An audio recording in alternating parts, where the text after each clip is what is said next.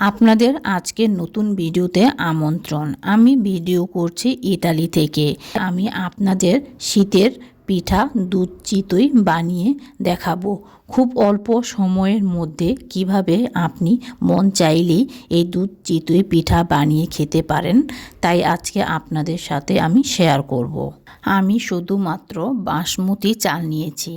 আমি এর মধ্যে গরম পানি ঢেলে দিয়ে একটু নেড়ে তারপরে আমি ঢাকনা দিয়ে ঢেকে রাখবো 5 থেকে 10 মিনিট। যখন আপনি দেখবেন চালটা আধা সিদ্ধ হয়ে গেছে, তখন আপনি ব্লেন্ড করে নেবেন অথবা পাটায় বেটে নিতে পারেন, যার যেভাবে সুবিধা। আমি ব্লেন্ড করে নিয়েছি।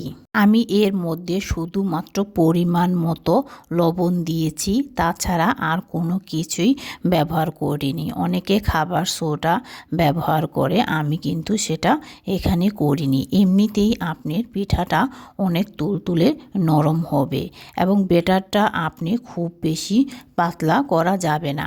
আমি যখন পিঠাটা দিচ্ছি তখন আপনি দেখলে বুঝতে পারবেন আমার গোলানোটা কতটা পারফেক্ট হয়েছে। চিতই পিঠা বানাতে গেলে অনেক ধরনের সমস্যার সম্মুখীন হতে হয়। আমি প্রথম অনেক ধরনের সমস্যায় পড়েছি, এখন আল্লাহর রহমতে অনেকটাই পারি।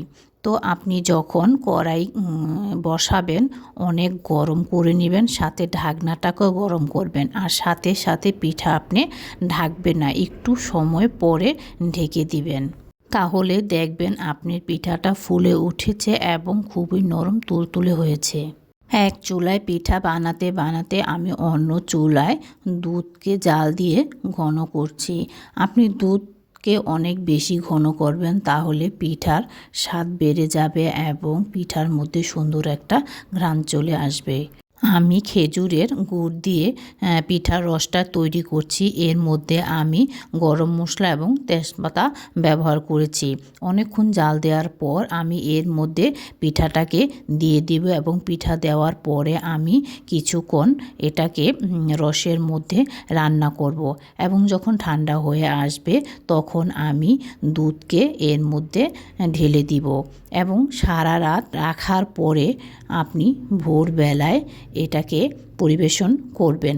অনেকে রাত্রের বেলাও খায়, কিন্তু তখন কিন্তু পিঠার মধ্যে রসটা তেমনভাবে ঢোকে না। হয়ে গেছে আমার দুধ চিতই পিঠা, এবার পরিবেশনের পালা। চাল ভিজানোর ঝামেলা ছাড়াই ইনস্ট্যান্ট দুধ চিতই পিঠা বানিয়ে ফেললাম। আশা করছি আপনাদের আজকের ভিডিওটি ভালো লেগেছে। আবার দেখা হবে নতুন কোনো ভিডিওতে, নতুন কোনো দিনে।